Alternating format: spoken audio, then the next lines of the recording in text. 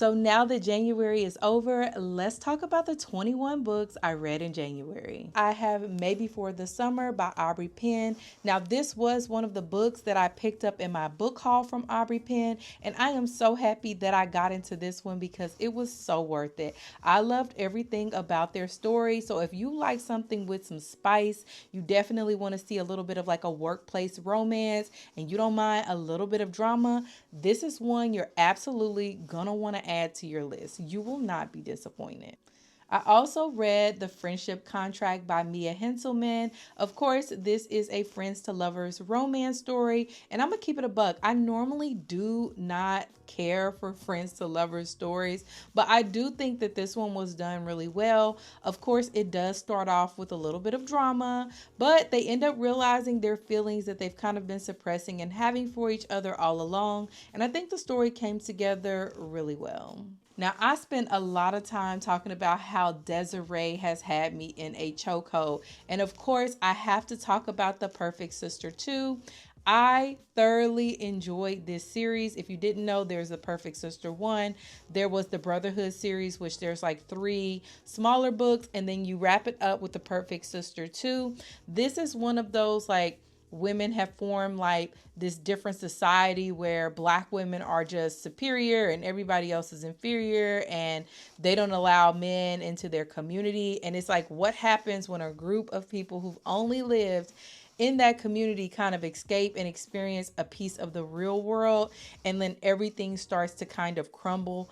Everything about this series was amazing. I am hooked. First book in that series is Olive and Oak. This is giving insta love. A lot of these stories are very short. We're kind of learning about these different couples and kind of how they meet, but I thought this was cute. So the next book I read in this series is Red. And again, I think this is like an insta love story as well. Baby boy was tearing the city down trying to find his love, okay? This was good. And this is kind of like a enemies to lovers, because she was his neighbor. They were getting on each other's nerves, but they also both knew that they were attracted to one another. This was pretty good. Next was Green by Aubrey Penn. Again, this is like an enemies to lovers. They do not like each other. They haven't liked each other, but they are attracted to each other, and they kind of give in to that attraction while having to work together. And finally, from the Gan Hill series by Aubrey Penn, I read Gangsta Lovin'. This is like opposites attract. Like, they are not supposed to be mixing with each other because of like gang beef and gang wars. And there's a kidnapping part in here, but there's also still like this really strong connection that I think both people in this book know that they have, and they kind of give into it. So one of my 2025 goals, of course, was to read more thriller, read more fantasy, and I am making good on that. One of the books that I read this month was Legendborn by Tracy Dion. This is, of course, a YA fantasy book with a black female main character that is kind of in a setting where she is the only black person, and it's about discovering her powers and what she can and can't do, all while like dealing with grief. I think that this was very well done. Transparently, I did get this book gifted to me in a book exchange for the book club that I am in that we had back in December. But I'm so glad that I got this book, because I don't know if I would have read it on my own, like if I would have bought it on my own, but I really did enjoy it. Now, for my thriller book this month, I hopped into the world of Tiffany D. Jackson, and I picked up Allegedly, and this book turned me every which way but loose. It had me so upset. I was so confused. I thought that I knew who did it or who really did it, and Tiffany definitely sent me in a different direction. I will say this is the third Tiffany D. Jackson book that I have read, and she never disappoints. If you are looking to get into thriller, I highly recommend you start with Tiffany D. Jackson.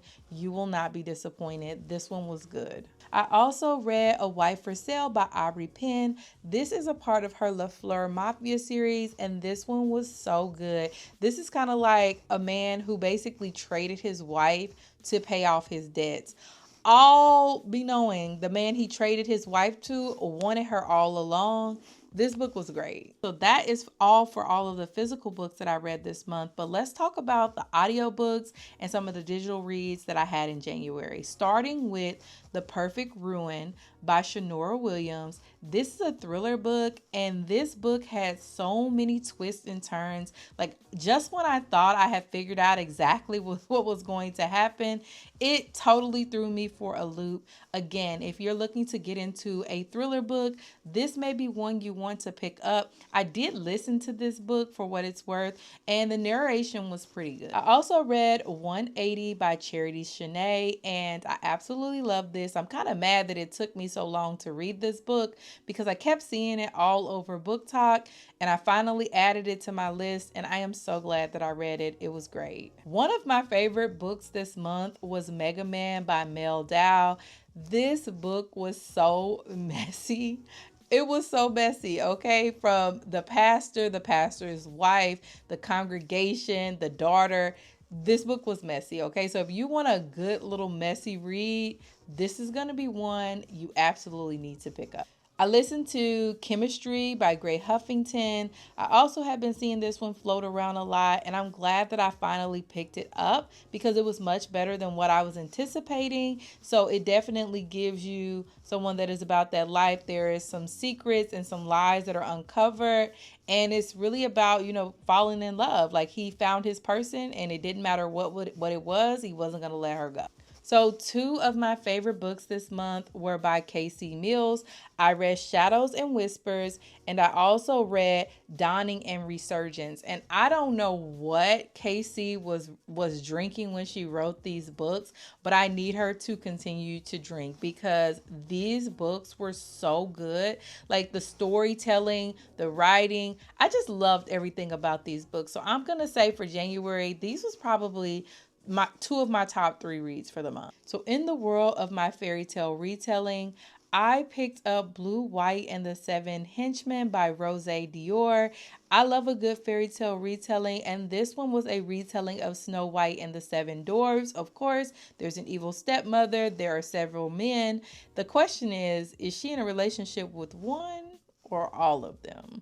Either way, the book was great. I also spent some time this month in sports romance books. I started reading the Connecticut King series with book 1, which is Love in the Red Zone by Love Belvin. And then I also read Love on the Highlight Reel, which is by Christina C. Jones. And if you don't know, Christina C. Jones is literally one of my favorite authors. I do not think she can write anything bad, okay? And this book did no different, okay? There are like 10 books in this series, and I think her and Love Belvin like pen back and forth. So I do plan on reading the entire series. Of course, I'm going to pace myself because it's 10 books and I like to break things up.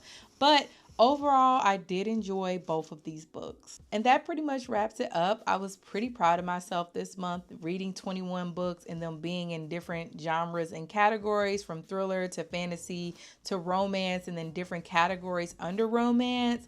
But I am excited to get into February, so I'm going to see y'all then.